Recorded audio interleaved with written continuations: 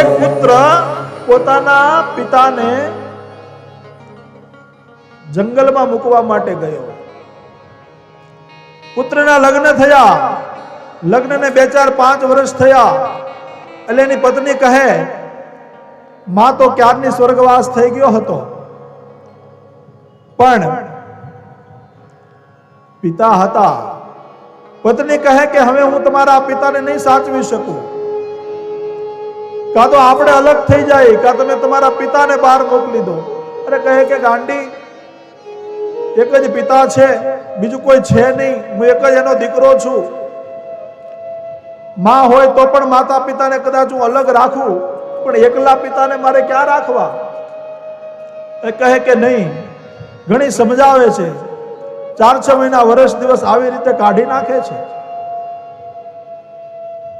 ત્યાર પછી કહે છે કે હવે તો અંત આવી ગયો, હવે એન્ડ આવી ગયો, હવે હું રહી નહીં શકું. હવે કાં તો તમે મને રાખો, કાં તો તમે તમારા પિતાને રાખો. ત્યારે કહે છે કે ઠીક છે, મને થોડો સમય આપ, થોડો સમય માંગે. પછી એક દિવસ પોતાના પિતાને ગાડીમાં બેસાડીને કહે કે ચાલો પિતાજી, હું તમને ફરવા લઈ જાઉં. આવું કહી અને જંગલમાં લઈ જાય. એવા જંગલમાં, ગહેરા જંગલમાં, દૂર દૂર સુધી લઈ જાય કે જ્યાં મેપ પણ કામ ન કરે, માણસને રસ્તો પણ ન મળે. ત્યાં ઉતારે અને ઉતારી અને દરવાજો બંધ કરે. ત્યારે પિતા પૂછે છે કે બેટા, તું તો કહેતો હતો આપણે ફરવા જવું છે, આ ક્યાં લઈ આવ્યો તું મને? ત્યારે કહે છે કે પિતાજી માફ કરજો મને, પણ હવે હું તમને રાખી નહીં શકું. મારે મારું ઘર સંભાળવાનું છે, મારે મારું ઘર રાખવાનું છે. તમને રાખું તો મારું ઘર ભાંગે એમ છે, મારું ઘર તૂટે એમ છે.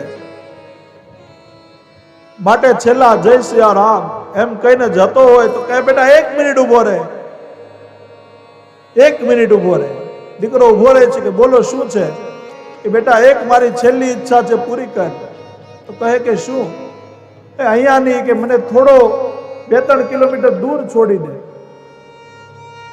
કહે કે પિતાજી કેમ? કે નહીં, મને 2-3 કિલોમીટર દૂર છોડી દે. પાછા બેસાડે. 2-3 કિલોમીટર આમ દૂર જે જંગલમાં ત્યાં છોડે કે અહીંયા, કે બસ અહીંયા. ત્યાં ઉતરી જાય અને પછી પિતા આમ કહે કે બેટા હવે જા તું. ત્યારે દીકરો પૂછે છે કે પિતાજી તમે આવું કેમ કર્યું? ત્યાં તમને ઉતાર્યા તો તમે થોડા દૂર કેમ આવ્યા?